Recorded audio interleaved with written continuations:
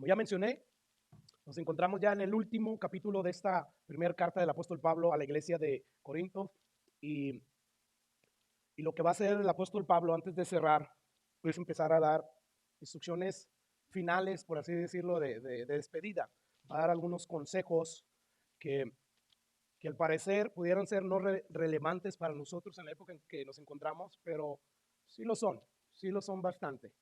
Así es que nos vamos a meter a estudiar este capítulo, pero antes yo quiero recordarles que la próxima semana, Dios mediante, vamos a estar teniendo nuestro servicio especial de Navidad, donde después de celebrar la encarnación de nuestro Señor Jesucristo a este mundo, este, uh, después de haber hecho Él eso, Él dio su vida, él murió por nosotros y resucitó y ascendió al cielo, pero lo que nosotros queremos hacer es celebrar con cánticos, con alabanzas, y después de estar haciendo esto, hermanos, pues sobre todo vamos a celebrar la palabra de Dios a través de la escritura. Uno dice, ¿y dónde está la palabra de Dios? Dios les habló de una manera audible, y no, nosotros sabemos que cuando Dios habla, hoy en día nos habla a través de la palabra, a través de las escrituras. Entonces, después de celebrar el nacimiento de Jesús, a través de alabanzas, a través de cánticos, y después de exponernos a su palabra, pues vamos a estar teniendo también una comida de Navidad.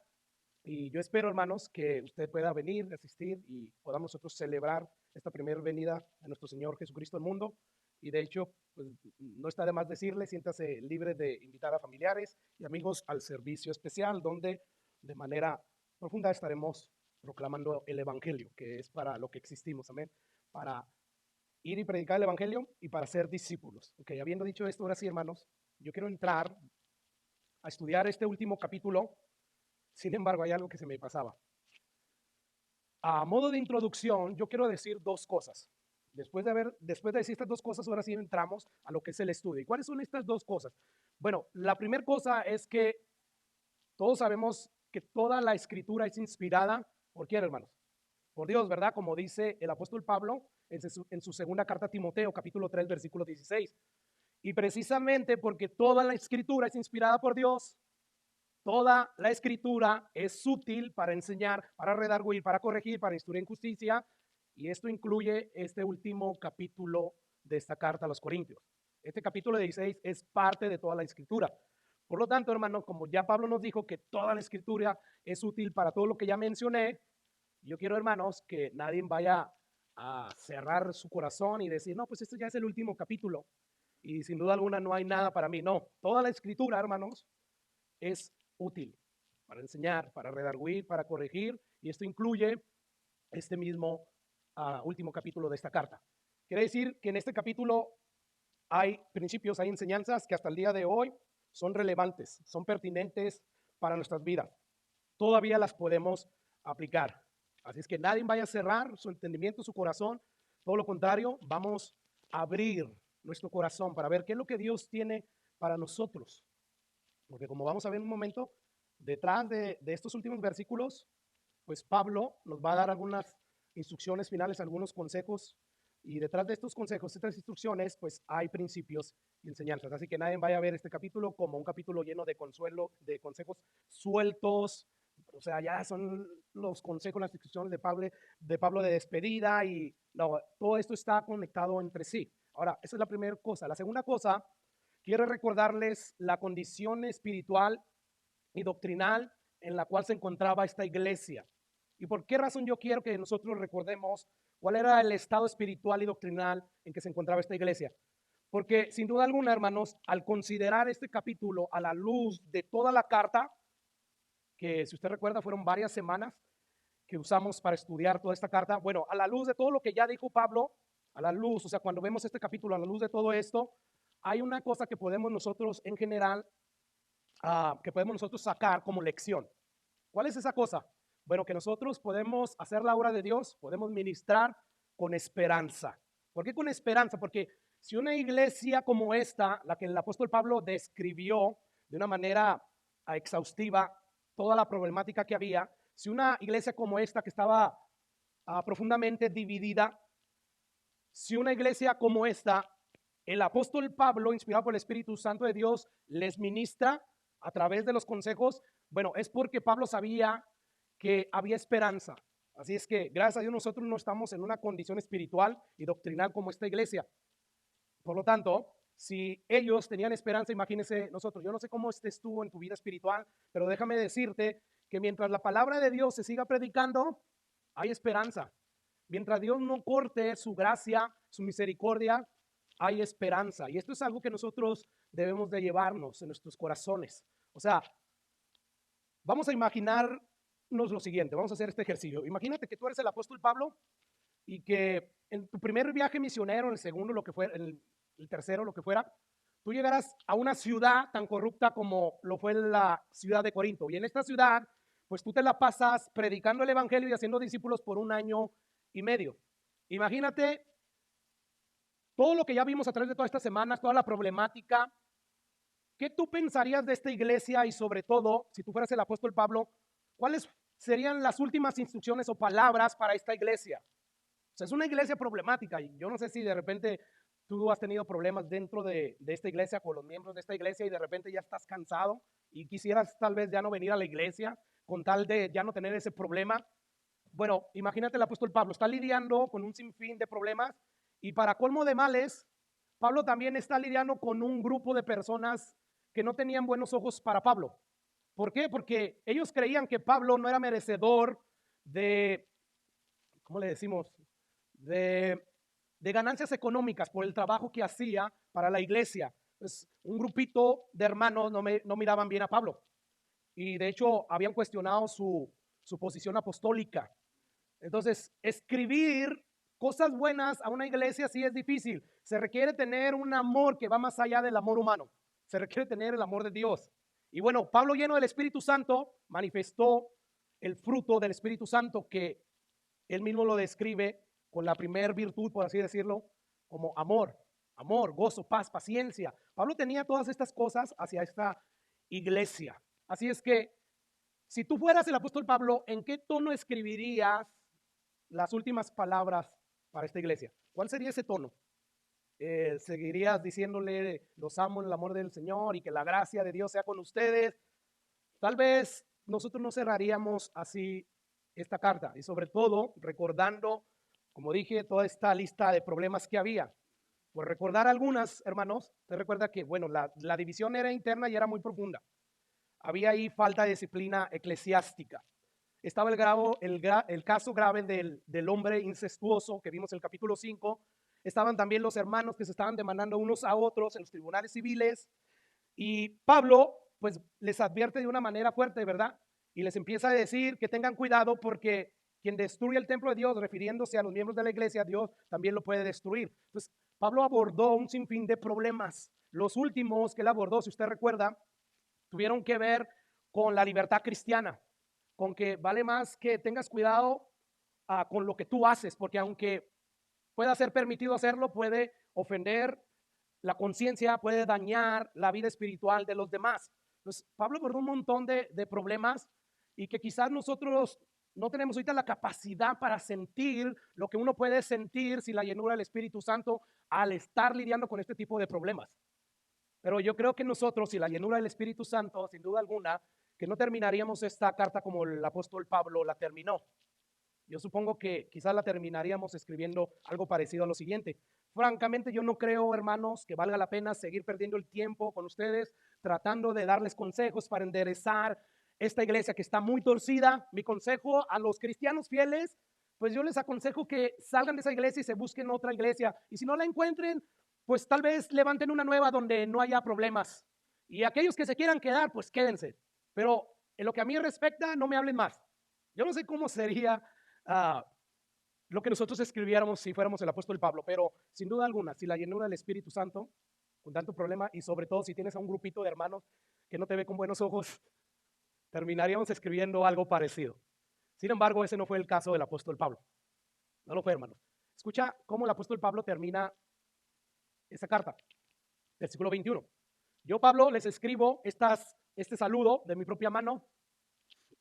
Y lo que dice, la gracia del Señor Jesucristo esté con vosotros. O sea, les deseo que la misericordia, la bondad del Señor esté con ustedes. Quizás nosotros, nuestro sentir sería, espero que Dios te mande un rayo, que endereces, te corrijas, cabezón. Pero no, Pablo Dice que la gracia del Señor Jesucristo esté con ustedes.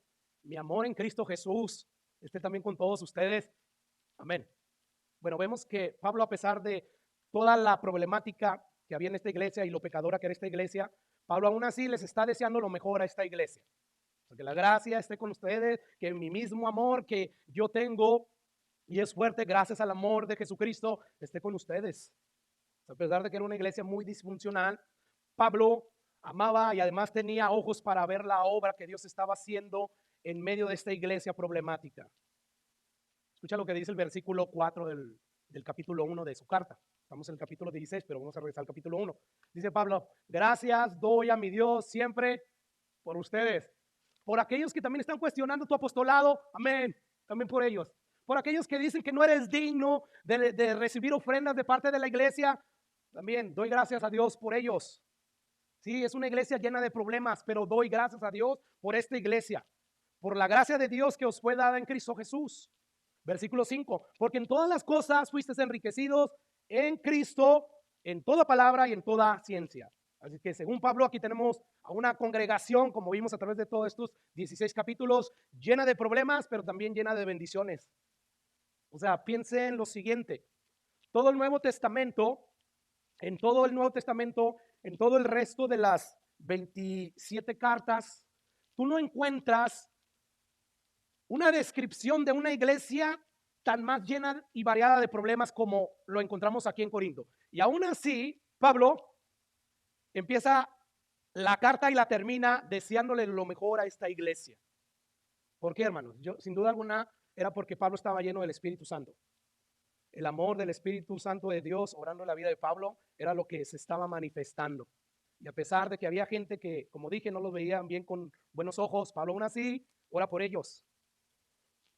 Les desea lo mejor, les da consejos. Quiera Dios darnos ese tipo de ojos para ver que en medio de una iglesia problemática, en medio de una iglesia disfuncional, Dios obra. Quiera Dios darnos esos ojos que Pablo tenía para ver que Dios está obrando. Así es que no hay duda, hermano, de que esta carta nos llena de esperanza para servir aún en medio de una iglesia problemática. Yo no sé tú, pero si quizás estás desanimado, si quizás dices, no, es que ya me cansé de estar exhortando a este hermano, de estarle hablando de la palabra de Dios. O sea, yo quiero hacer discípulos, quiero que Dios me use para fortalecerlos y yo ya me estoy cansando y veo que no pasa nada, no sucede nada. Bueno, recuerda al apóstol Pablo, hay esperanza. Tú sigue sembrando, sigue regando la palabra de Dios y deja que Dios se encargue de lo demás. Escucha lo que Pablo nos dice una vez más. De hecho, en el versículo 1 del capítulo 1, dice Pablo, llamado a ser apóstol de Jesucristo, y lo que dice ahí, por la voluntad de Dios, nada más ahí. O sea, yo estoy escribiendo esta carta por la voluntad de Dios, porque Dios usó al Espíritu Santo para inspirarme a escribirle una carta a esta iglesia problemática. O sea, implícitamente Pablo nos está diciendo, Dios, a pesar de toda la problemática que hay dentro de esta iglesia, a pesar de lo pecadora que es, Dios todavía ama a esta iglesia. Y les está escribiendo a través de mí, les está diciendo lo que deben de hacer. Les está diciendo que Él está consciente de todo, de toda la situación de cada uno de ustedes, de ellos espiritualmente hablando. Por lo tanto, hermanos, yo no sé si tú puedes ver esto, pero el hecho de que Dios nos siga hablando, de que nos siga dando en su gracia la oportunidad, el tiempo de escuchar su palabra es bendición de Dios. Mientras no se corte la palabra de Dios, que es útil, como ya vimos, para redarguir, para instruir, para hacer muchas cosas, mientras no se corte eso, nosotros vamos a poder estar viendo la gracia y la misericordia de Dios. Ahí cuando Dios cierre la puerta y entonces ya no escuchemos la palabra de Dios. Es una gran bendición escuchar todo el consejo de Dios. ¿Por qué, hermanos? Porque dice la palabra de Dios que Dios usa su palabra para darle sabiduría al sencillo, para alegrar el corazón. Imagínate, para convertir el alma. A veces nosotros como padres queremos convertir a nuestros rebeldes hijos, ¿verdad? Y les damos consejos y hacemos un montón de cosas por ellos y nada, y nada, y nada. Porque nada puede cambiar el alma, el corazón de los seres humanos. Solamente Dios. Bueno, dice el salmista que a través de la palabra Dios convierte el alma del pecador. ¿Te das cuenta? Es Dios a través de su palabra, a través de su espíritu, que puede hacer muchas cosas. Así es que necesitamos la palabra de Dios en todo momento. Ahora, déjeme decir lo siguiente, y ya con esto empezamos el estudio. Si hay algo que Dios quiere, ya cuando terminemos de ver esta carta, es que tú y yo entendamos que la iglesia está compuesta por personas concretas, por personas que tienen nombre y apellido. O sea, cuando pienses en la iglesia, no pienses en una cosa abstracta, en una cosa impersonal. No. Piensa en personas. Voy a la iglesia, es decir, voy a ese lugar donde se reúnen las personas que han sido salvadas por Jesucristo y se reúnen para alabarle, para cantarle, pero también para predicar su palabra. Si hay algo que Dios quiere que tú entiendas, es que ese hermano que está a tu lado es parte de la familia de Dios. O sea, yo no sé si a usted le ha tocado conocer ese tipo de personas, o inclusive, como yo antes, inclusive tú en un momento dado has sido esta persona. Mire, a veces en la iglesia nosotros nos comportamos como esa persona que está sentada en una silla en un parque y de repente llega otra persona y se sienta a un lado de él y le dice, ¿ves aquella mujer?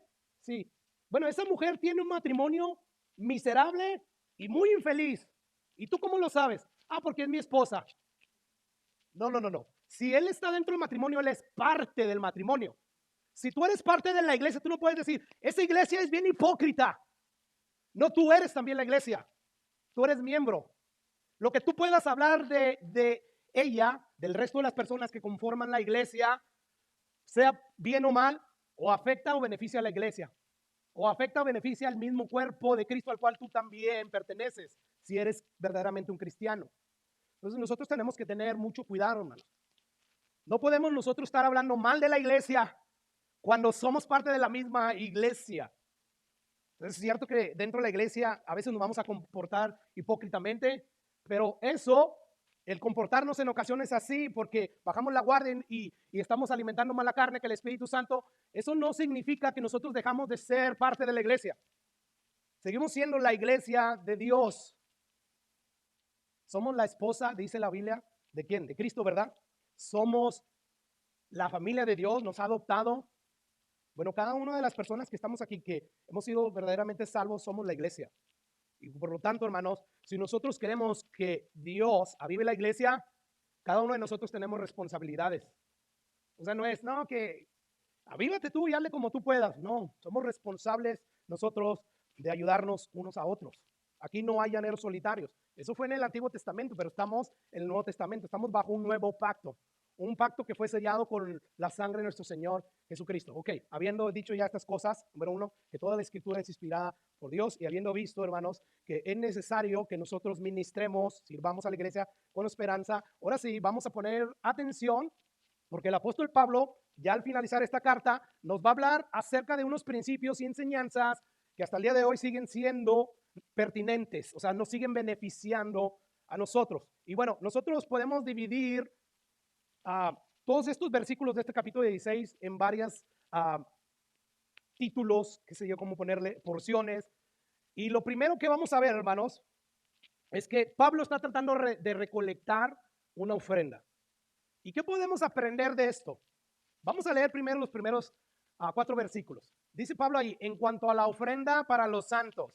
Si usted recuerda, Pablo en el capítulo 7 nos habló de que los corintios previamente le habían escrito una carta expresándole al apóstol Pablo las interrogantes que ellos tenían acerca de algunos asuntos, temas. Por ejemplo, en cuanto a la soltería, el matrimonio. Bueno, Pablo hasta este punto sigue hablando de esto. Y es como si dijera, en lo que me dijeron, en lo que respecta al asunto de las ofrendas, déjenme les doy instrucciones. ¿Qué es lo que ustedes deben de hacer? Pues que empieza así, en cuanto a la ofrenda para los santos, haced vosotros también de la manera que ordené en las iglesias de Galacia. Versículo 2, cada día o cada primer día de la semana, cada uno de vosotros ponga aparte algo, según haya prosperado, guárdenlo, para que cuando yo llegue, no se recoja entonces ofrendas. Versículo 3, y cuando haya llegado a quienes hubiera designado por carta, a estos enviaré para que lleve vuestro donativo a Jerusalén, y así fuere propio que yo también vaya, irán conmigo. Bueno, como podemos ver, Pablo no está hablando aquí de las ofrendas locales regulares, ¿verdad? No, Pablo aquí está hablando de una ofrenda, hermanos, que quería levantar él para la iglesia de Jerusalén. La mayoría de las iglesias estaban conformadas por gentiles. y uno que otro ahí judío, pero la iglesia de Jerusalén era lo opuesto. Esa iglesia estaba compuesta por judíos mayormente. Quizás había uno que otro gentil. Entonces, lo que estaba sucediendo es que debido a la persecución, pues muchos perdieron sus trabajos, sus ingresos, perdieron propiedades, había pobreza. Y Pablo estaba al tanto de este problema, por lo tanto, él se dedica a levantar, a recolectar una ofrenda para estos hermanos en Jerusalén. Y a cada iglesia que visitaba, cada iglesia que él había establecido o alguien más, él estaba recolectando esta ofrenda. Y él tiene su metodología de hacerlo. Así como la manera que ordené en la iglesia que se levantara la ofrenda, en las iglesias de Galacia, perdón. Bueno, que cada primer día de la semana, cada uno ponga parte según haya prosperado. Según haya prosperado. Bueno, ¿qué nos habla esto, hermano? No importa tu nivel económico, tu situación económica, Dios siempre nos invita a ofrendar. Pero es que yo no tengo. Tal vez tú no tienes porque nunca ofrendas. Yo no te estoy diciendo que ofrendes ahorita, por ejemplo, o no estoy diciendo esto porque si tú no has ofrendado para el caso de Selene, no te quiero hacer sentir mal. No, esto toca hoy. Pero lo que Pablo nos está diciendo ahí es que, en primer lugar, cuando se reúnan, aprovechen para levantar, para recoger esta ofrenda que les voy a entregar a la iglesia de Jerusalén. De hecho, voy a enviar a alguien. Tal vez yo no pueda hacerlo. Pero lo que yo quiero que tú veas ahí es que Pablo dice que todos, o sea, según sea tu situación, ofrenda. Esto es bueno para el beneficio de la iglesia de Dios y además también para nosotros. O sea, somos un cuerpo en el Señor. Y yo creo que Pablo está tratando de enseñarle algo a la iglesia gentil y a la iglesia de Jerusalén, compuesta mayormente por los judíos. ¿Qué es esto? Que no hay barreras raciales. No. O sea, somos un cuerpo. O sea, no es porque aquellos son judíos, ustedes son gentiles. No. Vamos nosotros a ofrendar, porque al final de cuentas, somos un solo cuerpo. Cada uno de nosotros, sí, con diferentes personalidades, nacionalidades, pero todos somos un cuerpo en el Señor. Y Pablo pareciese como que aparte de levantar una ofrenda y bendecir a esta iglesia, pareciese que él también estaba mostrando una manera de derribar esas barreras raciales, nacionales que a veces se levantan entre nosotros. Recuerden que los judíos no querían a los gentiles, ¿verdad? Los miraban como perros, como gente que no merecía el favor de Dios. Pedro inclusive llega un momento en que Jesús ya le había dado la orden de ir y predicar el evangelio a toda criatura. Él no quiere ir con los gentiles.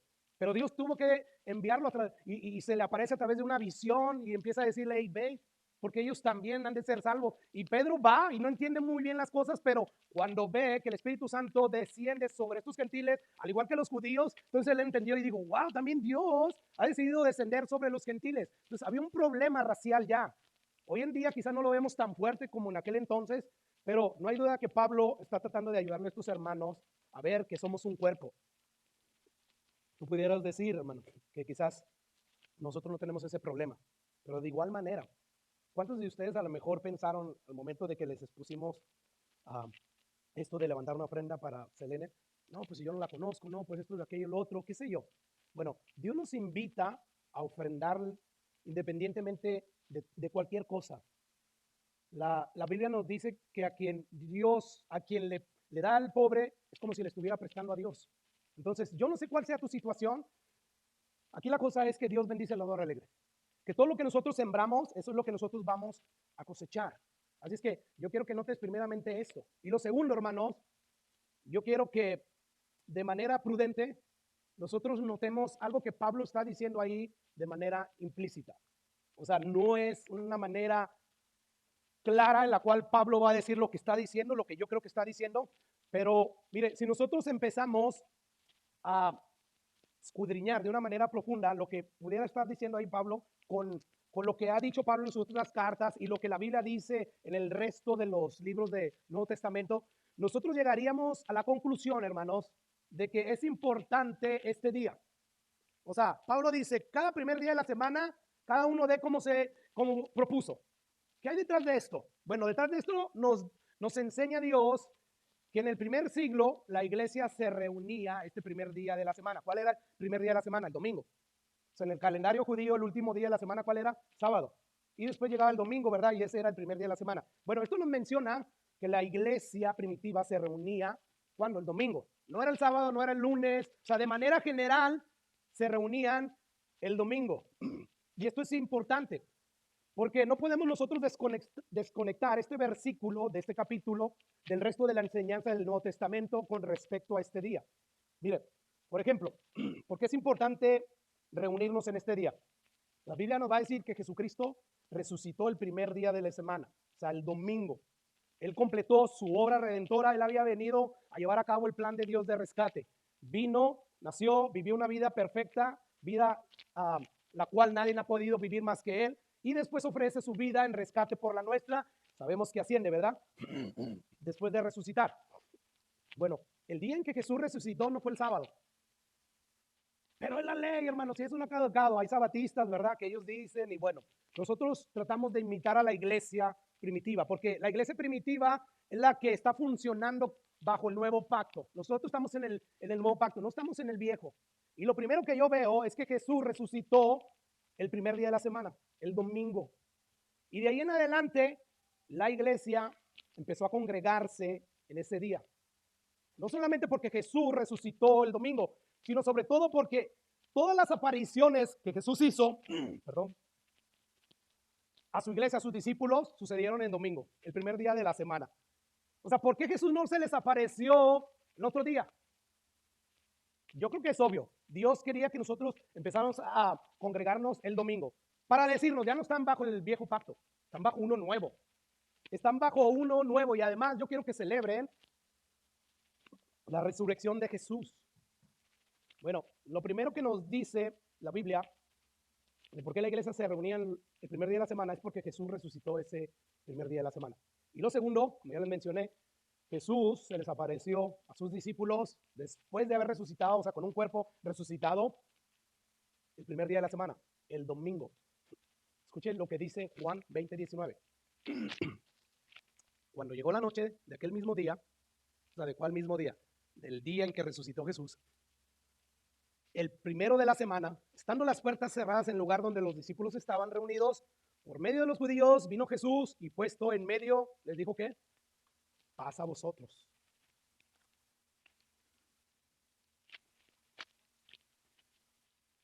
Jesús se le aparece a María Magdalena ese día en que resucitó y después en la noche se le aparece a todos sus discípulos. El único discípulo que no estaba ahí era Tomás. ¿Y qué hizo Jesús? O sea, Jesús es condescendiente, ¿verdad? Es misericordioso. Bueno, él se les volvió a aparecer, adivinen cuándo.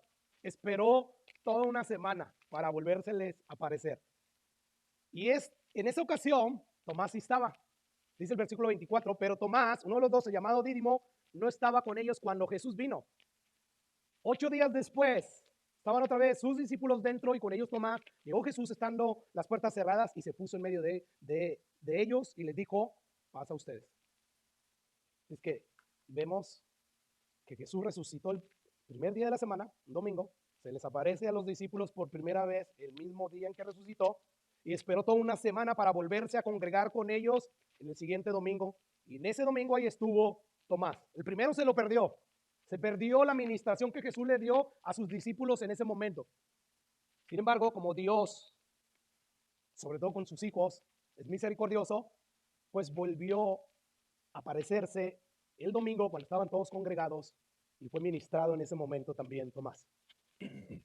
Bueno, ¿saben en qué día de la semana Dios por primera vez descendió en su espíritu para llenar a la iglesia, para darles poder, para predicar el evangelio? Fue el primer día de la semana, fue un primer día de la semana, fue un domingo. O sea, Dios de manera intencional escogió ese día de ese año para venir y llenar a su iglesia, en el día del Pentecostés.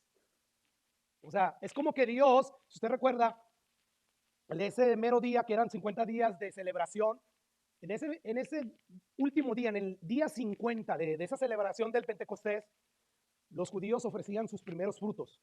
Bueno, es como si Dios le estuviera dando a la iglesia sus primeros frutos. ¿Pero en qué día? El domingo. El día del Pentecostés siempre terminaba en domingo. Hechos capítulo 20, versículo 7.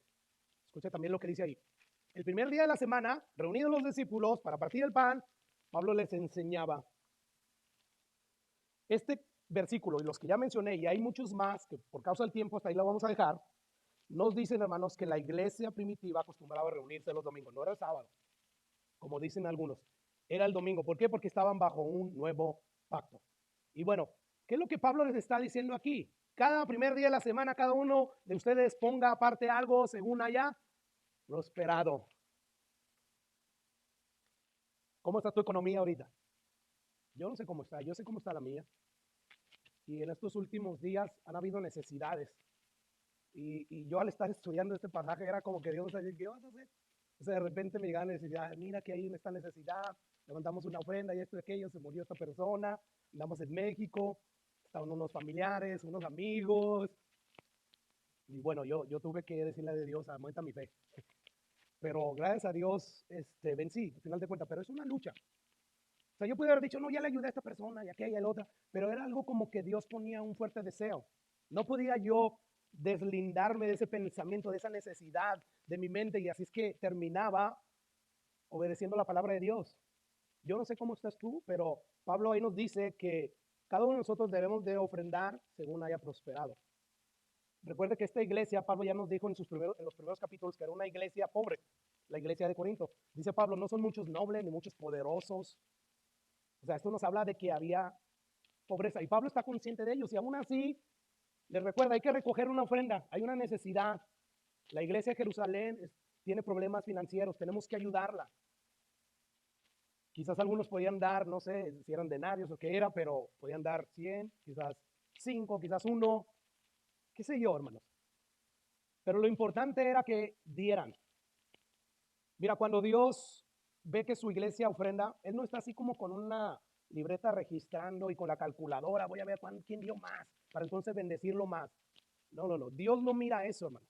Marcos 12:41 nos dice que estando Jesús sentado delante del arca de las ofrendas, miraba cómo el pueblo echaba dinero en el arca y muchos ricos echaban mucho.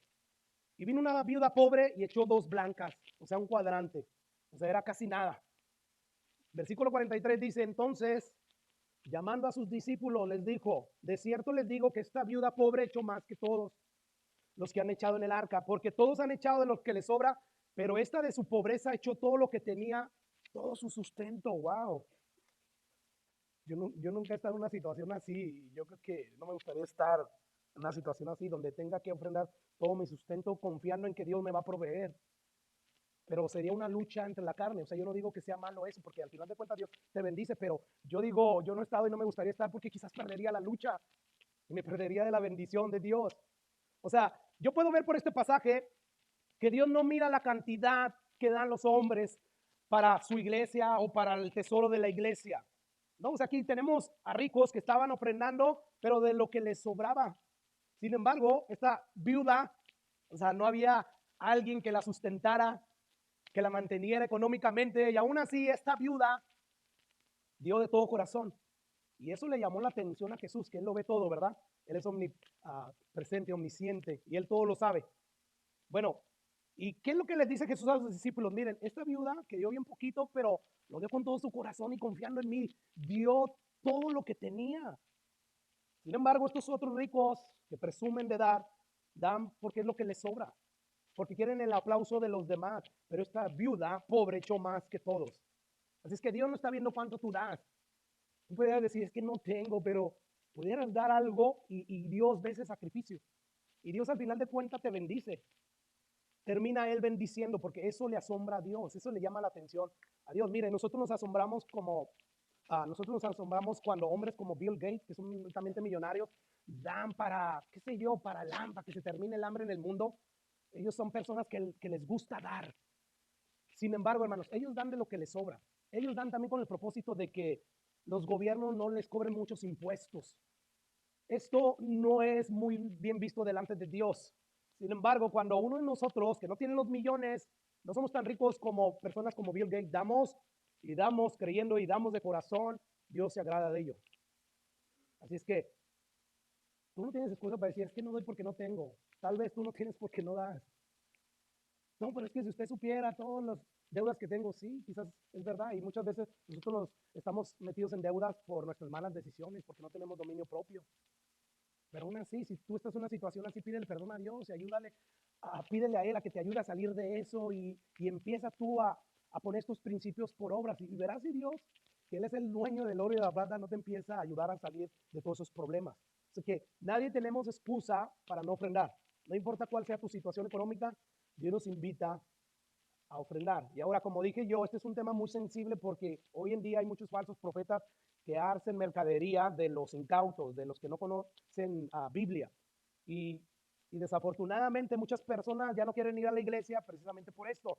Bueno, yo estoy consciente de todas estas cosas, sin embargo, aunque existan y han existido todos estos abusos, hermanos, esto no elimina que esto sea una verdad, un principio que nosotros tenemos que poner por obra.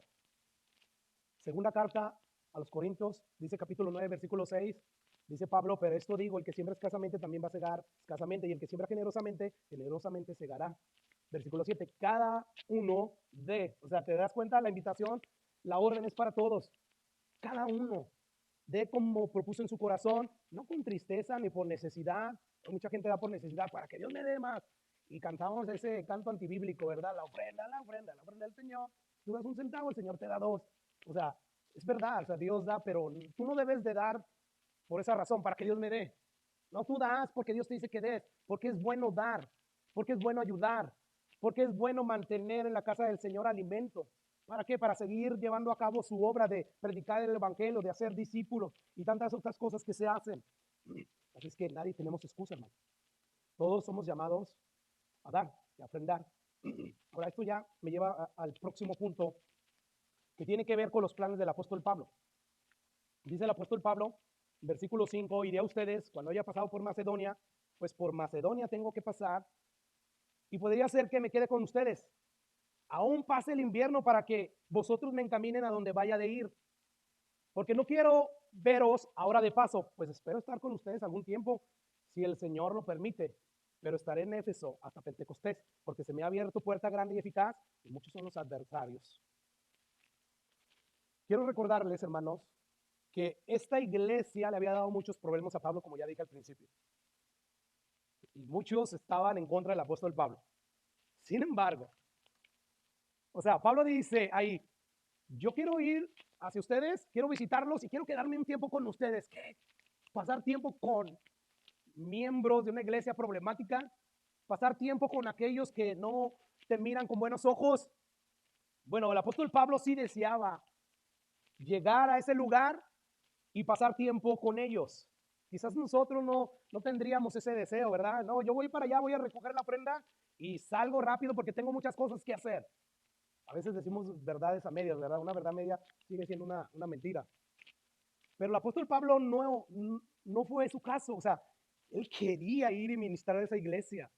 Quería ir y ministrar a aquellos que no lo miraban con buenos ojos, que cuestionaban su apostolado. Y aún así, Pablo está diciendo, yo quiero ir y pasar tiempo con ustedes.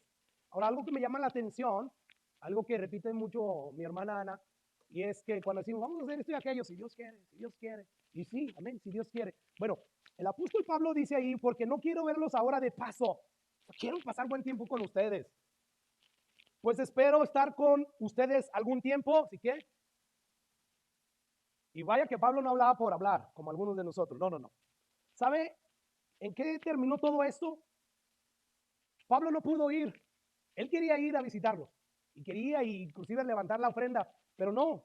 O sea, los planes que tenía Pablo, el trabajo que tenía, le impidió llegar ahí. Y qué bueno que Pablo sabía que él puede planear, que él podía decidir hacer cosas, sin embargo, él tenía que depender de lo que Dios dispusiera. La voluntad de Dios es perfecta, la nuestra no. Aunque muchas veces dentro de nuestra voluntad queramos hacer buenas cosas. Pablo, como vamos a ver ahorita, quería ir hacia una parte a predicar el evangelio. Eso es algo bueno, ¿verdad? Y el Espíritu Santo le dijo, no, le estorbó, no vayas ahí. ¿Por cuál razón? No sabemos. Sin embargo, Pablo quería hacer algo, pero el Espíritu Santo se lo prohibió. Esa no era la voluntad perfecta de Dios. Pablo pensaba que sí, porque iba a ser algo bueno. Sin embargo, Dios lo detuvo. Entonces hay algo que aquí aprendemos, hermanos. Todo lo que nosotros vayamos a planear es si Dios lo permite. Yo sé que sabemos eso. Sin embargo, cuando pasan las cosas, no estamos nosotros renegando y cuestionando la voluntad de Dios. ¿Por qué? Porque lo que tú querías, Dios lo frustró. Entonces, cuando nos frustran nuestros deseos, ¿verdad? Nuestra voluntad es cuando uno tiende a enojarse. Y Pablo nos está diciendo aquí, hey, ustedes deben sí de planear, deben de estar activos y estar diciendo voy a hacer esto y lo otro para la obra del Señor. Sin embargo, es si Dios lo permite. O sea, cuando algunos miembros de la iglesia de Corinto se dieron cuenta que Pablo no cumplió, empezaron a criticarlo. Empezaron a decirle, primero dices que vas a venir, no vienes. Mira lo que dice segunda carta a los Corintios capítulo 1 versículo 15. Dice ahí Pablo, con esta confianza quise ir primero a ustedes para que tuviesen una segunda gracia. Versículo 16. Y por vosotros pasar a Macedonia y desde Macedonia venir otra vez a vosotros y ser encaminado por vosotros a Judea. Versículo 17.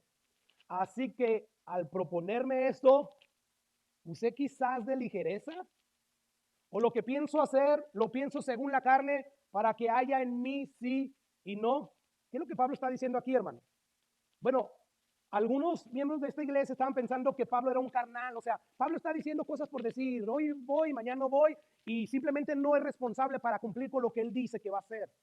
Y Pablo les dice en el siguiente versículo, mas como Dios es fiel, nuestra palabra a vosotros no es sí ni no, o sea, yo no fui, no por responsabilidad mía, porque me mantuve haciendo otra cosa que no era importante, no, me impidieron muchas cosas que tenía yo que hacer. ¿Qué nos enseña esto, hermano? ¿Qué hay detrás de esto? Bueno, nosotros como líderes, yo como pastor, puedo tomar decisiones y decir, bueno, este es nuestro plan del próximo año. Nos vamos a enfocar en que, ya lo sabemos, no tengo que hacer yo planear nada. Predicar el evangelio y hacer discípulos, ¿para qué no la quebramos? ¿Cómo se hace eso, pastor? Pues conociendo la Biblia, orando y predicando el evangelio tal como los discípulos y Jesús lo hicieron y enseñando lo que enseñaron los discípulos y Jesús. Y esto es lo que hace a nuevos discípulos. Esto es lo que ayuda a hacer madurar a un nuevo creyente. Entonces yo no tengo nada que hacer eso, pero aun cuando hacemos cosas precisamente para atraer nuevas personas a que escuchen el evangelio, uno puede planear. Sin embargo, van a haber cosas de las cuales nosotros no tenemos control que pueden terminar perjudicando el avance o la realización de esos planes. Yo no tengo control de ello, pero Dios sí lo tiene. Y muchas veces vamos a planear cosas y debido a circunstancias ajenas a nosotros, vamos nosotros a terminar no haciendo lo que dijimos que iba a hacer. ¿Por qué? Porque Dios tiene otra agenda. A veces es por negligencia, sí, no se preocupe, Dios nos va a hacer pagar por esas cosas, pero no siempre es por negligencia. No siempre es porque estamos apáticos. No, muchas veces es porque Dios tiene otra agenda. Escuchen lo que dice el versículo 5 del capítulo 16. Dice Pablo en el versículo 5, iré a ustedes cuando haya pasado por Macedonia, pues por Macedonia tengo que pasar. Versículo 6, y podrá ser que me quede con ustedes, aún pase el invierno, para que vosotros me encaminéis a donde haya de ir. Versículo 8, pero estaré en Éfeso hasta el Pentecostés, porque se me ha abierto puerta grande y eficaz, y muchos son los adversarios. ¿Qué es lo que yo veo ahí, hermanos? A un apóstol Pablo planeando. O sea, no es malo planear, y hay que planear, pero siempre estando conscientes de que la agenda de Dios puede hacer otra y que Dios pueda cambiar los planes. Pero es que ya invertimos tiempo y esto y lo otro. No importa. Pablo tenía planes de ahí, de ir, de pasar tiempo con ellos. Inclusive dice ahí, voy a estar en Éfeso hasta el Pentecostés. Esos son mis planes. Sin embargo, no se llevaron a cabo, como ya vimos en la segunda carta. Así que es bueno planificar, es bueno considerar, es bueno hacer cálculos, sumar, restar. Pues es bueno hacer todas estas cosas. Sin embargo, como ya dije, tenemos que ver si la voluntad de Dios es esa. Ahora, tú puedes de esas personas que dicen, no, yo no voy a hacer algo que Dios no me diga, y estás esperando una voz audible de Dios, estás esperando un profeta que te diga directamente, aquí dice el Señor, tú debes de ser maestro, tú debes de ser misionero, qué sé yo. Mira, haz lo que Pablo hacía. Pablo, él tuvo revelaciones de parte de Dios que el apóstol Pedro y los demás no tuvieron. Él dice, yo no sé si el espíritu o fuera del cuerpo o qué sé yo, fui llevado al tercer cielo y escuché cosas, vi cosas que no puedo decir. O sea, Pablo no era cualquier persona. Sin embargo, la mayoría de las ocasiones Pablo planeaba y no escuchaba a Dios. Pero planeaba y empezaba a hacer, y Dios era el que en medio de llevar a cabo lo planeado por Pablo, intervenía. Por ejemplo, mira lo que dice Hechos 16, versículo 6.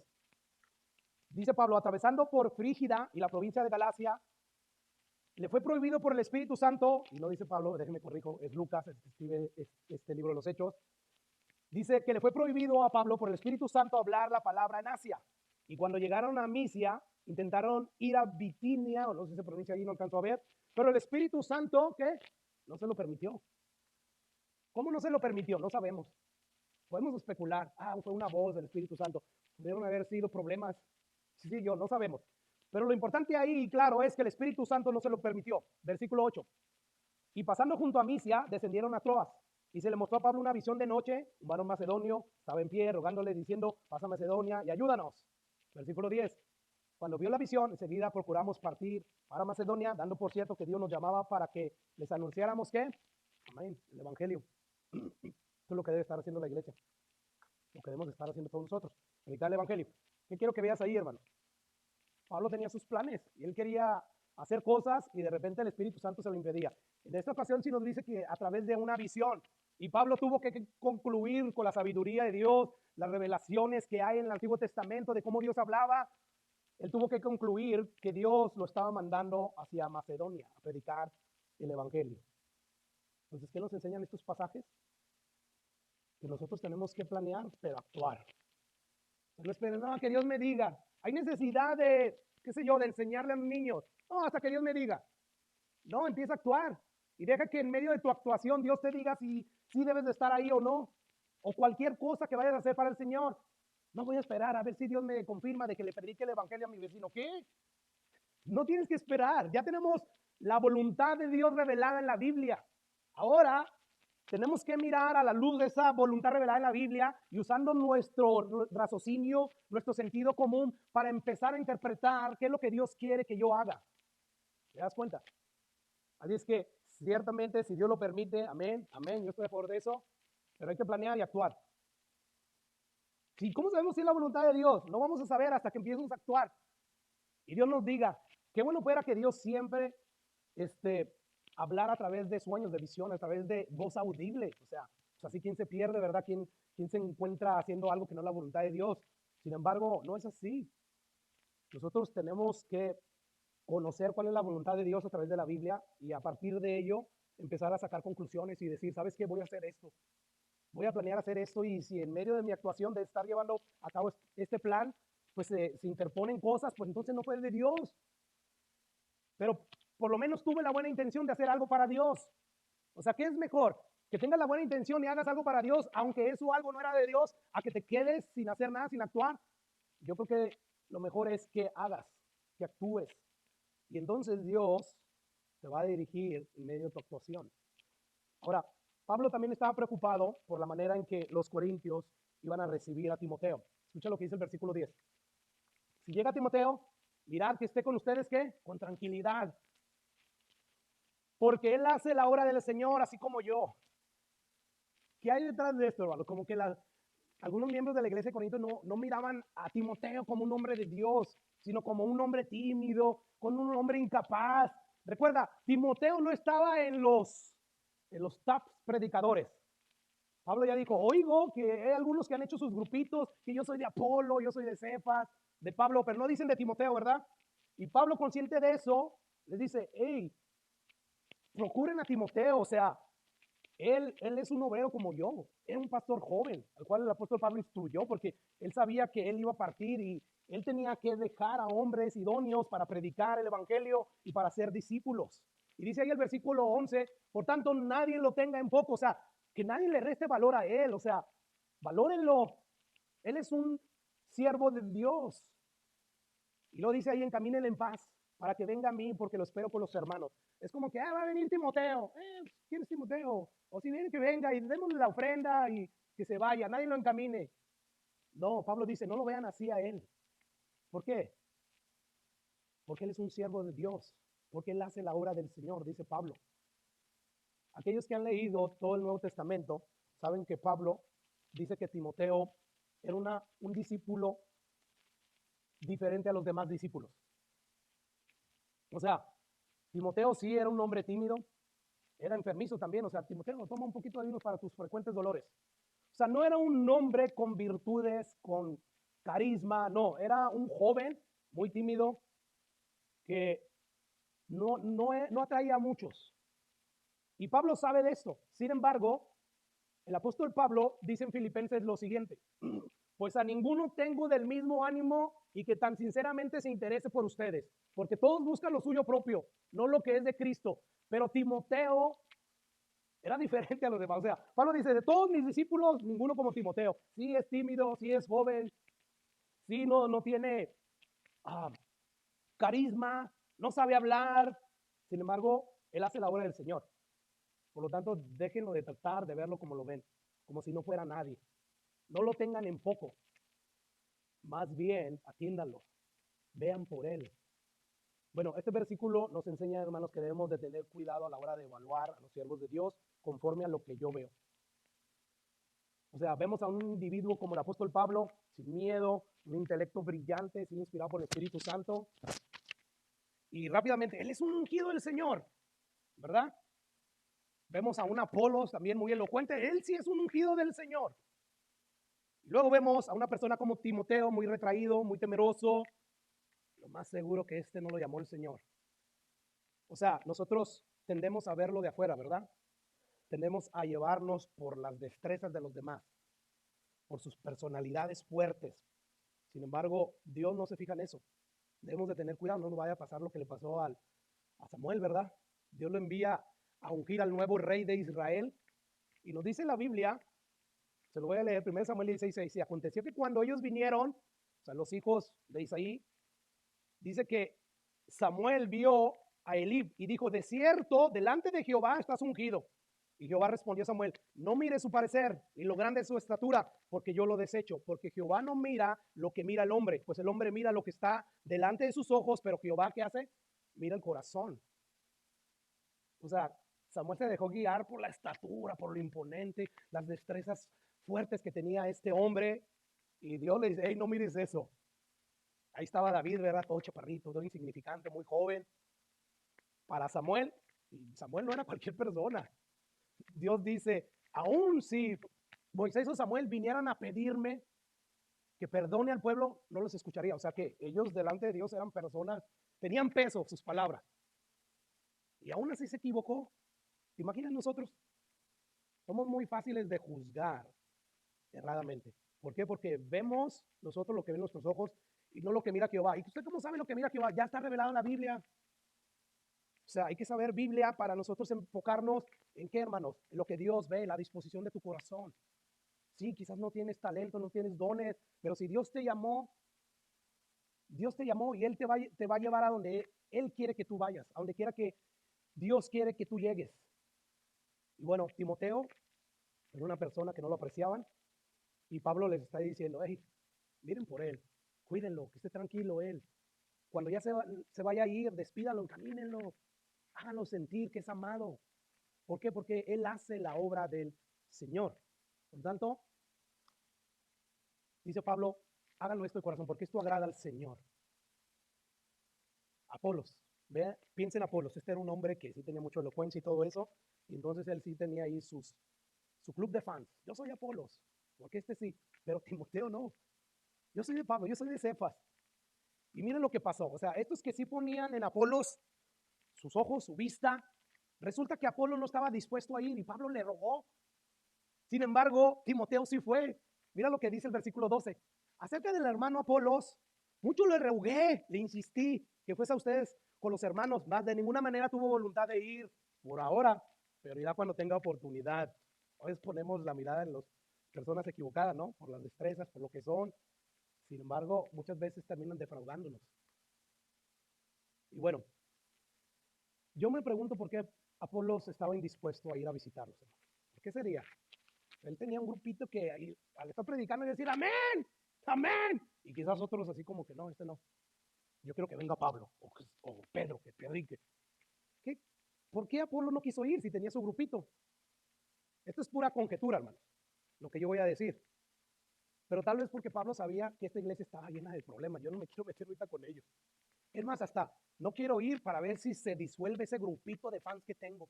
O sea, yo no quiero tener nada con eso. O sea, toda la honra y la gloria se la merece Dios. Yo no sé exactamente cuál fue la razón por qué él no estaba dispuesto a ir. Sin embargo, hermano, lo que sí es claro es que él no fue. Y Timoteo sí fue. O sea que las personas más débiles ante nuestros ojos son las que Dios puede usar para ministrarnos. ¿Te das cuenta? Así es que podemos concluir que Dios tiene una gran variedad de hombres trabajando para su obra. Y estos hombres a veces se van a presentar como débiles. Sin embargo, esto no elimina la verdad de que Dios los puede usar para ministrarnos como Dios lo hizo cuando Timoteo llegó ahí a esta iglesia. Por lo tanto, hermanos, apreciemos a los hombres de Dios. Mire, yo recuerdo a Narciso, hermano Narciso, que ha partido a la presencia del Señor. Desde un principio, el hermano Narciso, por su vejez, lo que fuera, repetía muchas cosas, muchas verdades constantemente, y aún así yo lo respetaba. Aún así yo me sentaba y decía, este es un hombre de Dios, tengo que aprender de él. Y yo no estoy diciendo esto como para levantarme la camisa, no, fue algo que el Espíritu Santo, Dios a través de su palabra me enseñó. Así es que tú pudieras decir, no, pastor, yo a veces ya no lo porto, sus predicaciones son tan largas. A mí me gustaría tener la capacidad que tienen muchos para decir mucho en poco y no la tengo. Aún a pesar de que cuando escribo ya estoy, pero estoy haciendo mi mayor esfuerzo. Y sé que esto le agrada al Señor. Y sé que Dios le plació ponerme como pastor de esta iglesia principal, a pesar de mi ineficacia muchas veces, de mi limitada capacidad. Sin embargo, a mí no me ha desmotivado el que de repente yo vea desinterés de parte de ustedes a la hora de estar haciendo cosas que hacen, a la hora de la predicación. Todo esto no me ha desmotivado de decir, que pues al carajo, yo ni quiero estar aquí porque sé que yo no tengo la capacidad que tienen otros y esto no quieren oír. O sea, ¿por qué no me he llevado estas cosas a desanimarme? Porque yo creo lo que Dios dice. Él usa gente ahí con todas sus imperfecciones para llevar a cabo su obra. Y hasta el día de hoy, Dios, yo lo he visto así. Por lo menos yo soy un testimonio vivo. Yo soy una oveja. Antes de ser pastor, yo soy una oveja que necesita ser alimentada. Lo mismo que tú le necesitas para estar fuertemente espiritual, yo lo necesito.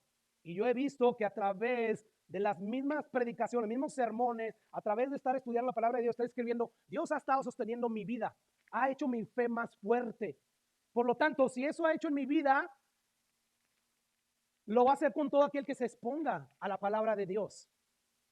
Así es que yo veo esto en las instrucciones finales del apóstol Pablo, principios que podemos aprender como este. Apreciemos a los hombres de Dios. Pastor, usted lo está diciendo para que lo aprecien. No, lo estoy diciendo porque es lo que dice Dios. Esto a mí me incomoda. Pero esto es lo que Dios les estaba enseñando a ustedes. Yo no digo como Pablo cuando tuvo que hablar de que el obrero es digno de su salario. Pablo dice, yo no estoy diciendo esto para que entonces empiecen a aprender y me bendigan económicamente. No, tengo que decírselo porque esto es lo que ustedes deben de saber. Porque es pertinente esto para ustedes. Pero bueno, ya dejando eso porque ya me estoy sintiendo más feo de lo que ya me sentía. Escucha cómo Pablo ya empieza a terminar su carta. No vamos a ver todos los versículos, pero Pablo dice ahí, velar, estar firmes en la fe, portados varonilmente. Velar y estén firmes en la fe y pórtense como varones. Esfuércense. Bueno, ¿qué es lo que Pablo está diciendo aquí?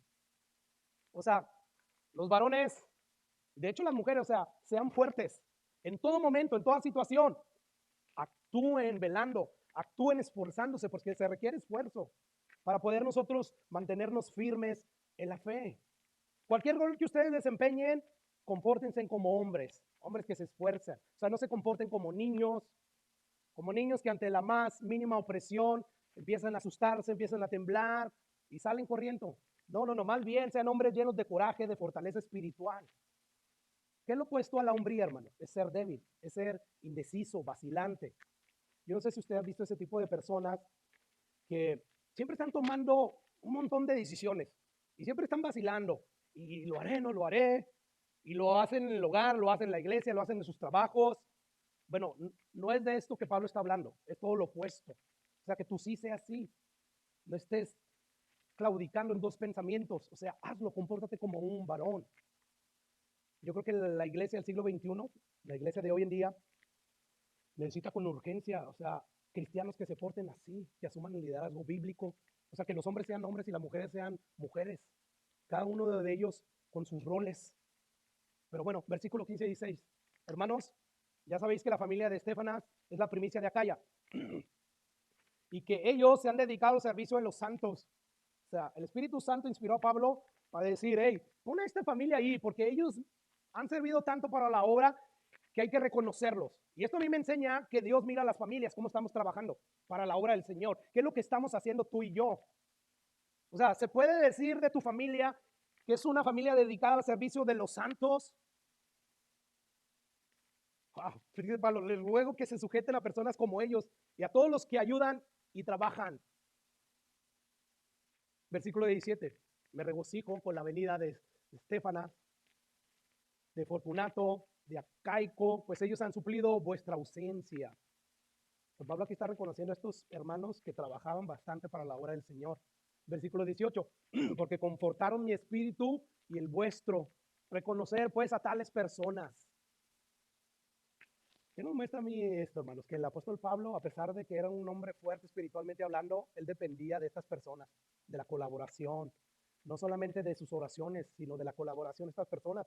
Dice ahí que se regocijó Pablo con la venida de Estéfanas y de Fortunato y de Acaico. ¿Por qué? Porque ellos suplieron la ausencia de los otros hermanos. Qué bueno que están aquí apoyándome, qué bueno que están aquí colaborando. Y bueno, Pablo dice, a ese tipo de personas sométanse, imiten su fe, porque no cualquier persona sirve de la manera que sirven estas personas. Finalmente, dice el versículo 19, las iglesias de Asia le saludan, Aquila y Priscila, con la iglesia que está en su casa, os saludan mucho en el Señor.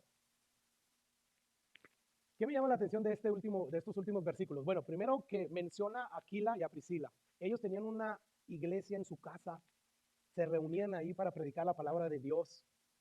Y Pablo dice, estas personas saben que usted es una iglesia problemática, saben en el estado espiritual y aún así los saludan, los bendicen.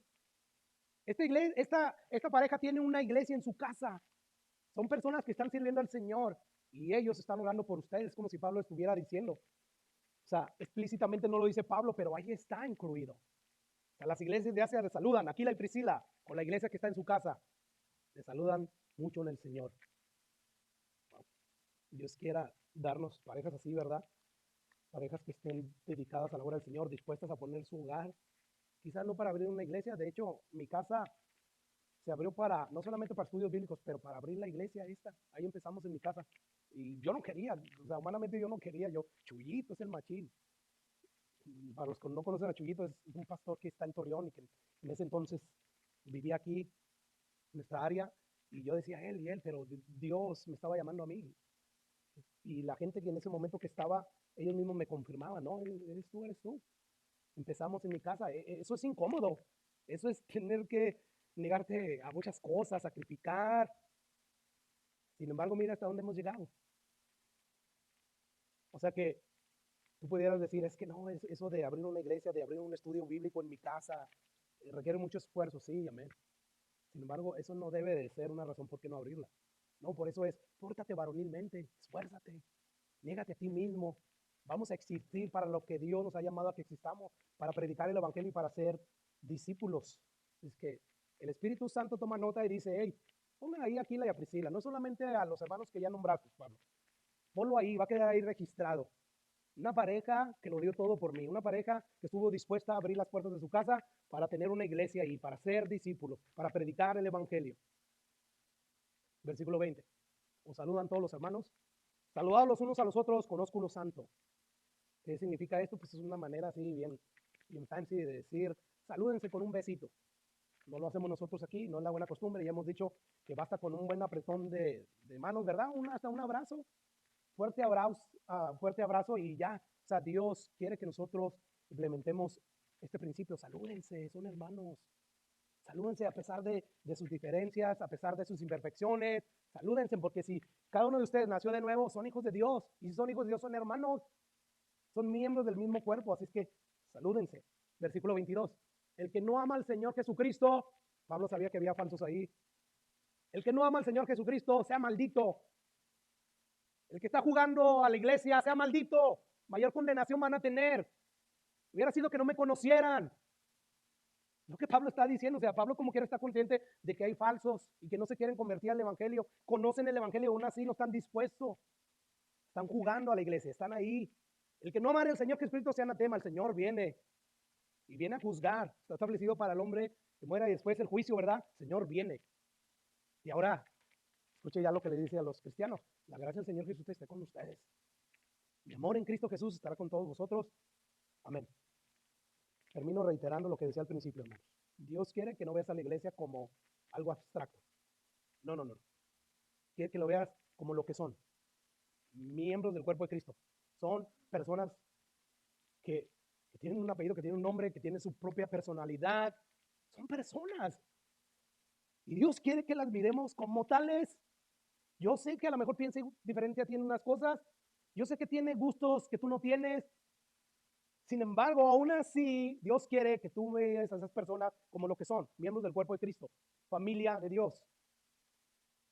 O sea, ¿qué estoy diciendo con esto? Ya para cerrar, hermanos. Bueno, todos nosotros, si verdaderamente somos miembros del cuerpo de Cristo, somos responsables de que esta iglesia cristiana, que me gustaría que se llamara iglesia bíblica, hoy todo el mundo es cristiano a su manera, pero iglesia bíblica, o sea, es algo totalmente diferente. Literalmente somos bíblicos. Este estudio, esta carta nos lo dice. No evadimos ningún tema, aunque sea dolorosa para cualquiera de nosotros. Pero cada uno de nosotros somos responsables de esta iglesia. O sea, lo que esta iglesia es en el presente, tú y yo somos responsables. Dios nos va a pedir cuenta todos nosotros. Lo que la iglesia vaya a hacer en el futuro va a ser nuestra responsabilidad. Yo no sé si Dios nos va a tener aquí 10, 20 años. Bueno, si hemos estado haciendo malas cosas, pues hay que ponernos a cuenta, hay que ponernos a trabajar, hay que portarnos varonilmente, a esforzarnos para que, ¿qué, hermanos? Para que entonces Dios no nos pide cuenta el día de mañana, porque fuimos negligentes, porque no estuvimos haciendo nuestra parte. ¿Recuerdas a Pablo? Somos un cuerpo, cada uno de ustedes tiene una función, un don, póngalo por obra. Nos necesitamos los unos a los otros. Yo no puedo ser, como ya les he dicho muchas veces, todo lo que Dios quiere que yo sea sin ustedes. Y lo mismo ustedes no van a poder hacer todo lo que Dios quiere que sea sin el líder principal que ha puesto aquí esta iglesia. A Dios le plació instituir no solamente profetas, no solamente apóstoles, sino pastores y maestros para la edificación tuya. Este es el diseño de Dios. Que tú quieras formar otro diseño y eso te haga sentir bien, es otra cosa. Pero Dios le plació poner pastores. ¿Para qué? Para la edificación. ¿Cómo se edifican? Cuando un pastor expone y enseña la palabra de Dios. Son edificados. Dios empieza a hablar. Dios empieza a redarguirte a través de la proclamación de la palabra de Dios. Así es que la responsabilidad de lo que es ahorita la iglesia y lo que va a ser el día de mañana no depende solamente de los líderes. No, depende de cada uno de nosotros. O no cae solamente sobre los líderes, cae sobre todos nosotros. Preguntas. Si todos los miembros de esta iglesia fueran como tú, ¿cómo sería la iglesia?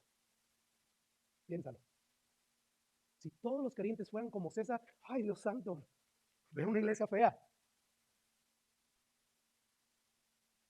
Si todos los creyentes que conformamos esta iglesia fueran como tú, ¿cómo sería esta iglesia, hermanos? Si todos los miembros de esta iglesia ofrendaran como tú, ¿cómo sería esta iglesia? Si todos los miembros de esta iglesia asistieran como tú asistes a los servicios, ¿cómo sería esta iglesia? Si todos los miembros de esta iglesia evangelizaran como tú, ¿cómo sería esta iglesia? Si todos los miembros de esta iglesia discipularan como tú, ¿cómo sería esta iglesia? Si todos los miembros de esta iglesia amaran al Señor como tú lo amas, ¿cómo sería esta iglesia? Por la pregunta de preguntas. Si todos los miembros de esta iglesia sirviéramos, amáramos como el Señor, ¿cómo sería esta iglesia? Totalmente diferente, ¿verdad? La que somos.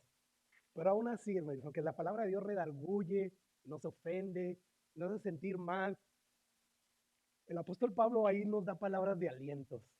Que la gracia del Señor esté con ustedes. Que mi amor, o sea, yo sé y Dios sabe lo que ustedes son y dónde están errando y los problemas que hay. Sin embargo, hay esperanza. Levántate. Que en Cristo hay perdón. Que en Cristo hay fortaleza. Podemos remendar nosotros nuestra situación actual espiritual. Dios nos está llamando aquí para que meditemos en nuestros caminos y veamos cómo estamos viviendo la vida para corregir. Dios no nos está dando esta palabra y diciendo, he decidido eliminarte, desecharte por completo. No, Dios más bien, hermano, nos está reprendiendo con el fin de bendecirnos. Nos está exhortando. Así es que yo quiero dejar esto en tu corazón. Somos responsables nosotros de la actual condición de la iglesia. Quizá yo soy más responsable que ustedes y voy a darle cuenta a Dios, pero ustedes no quedan absueltos. Ustedes también son responsables. Pero lo segundo, como ya dije, recuerda que la gracia del Señor de Jesús está disponible para todos nosotros. Está ahí la gracia del Señor.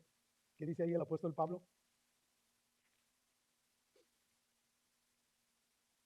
Retroceder un poquito más.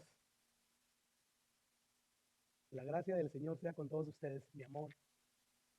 Son palabras, hermanos, de aliento, de que mientras hay vida hay esperanza. Que vamos a orar.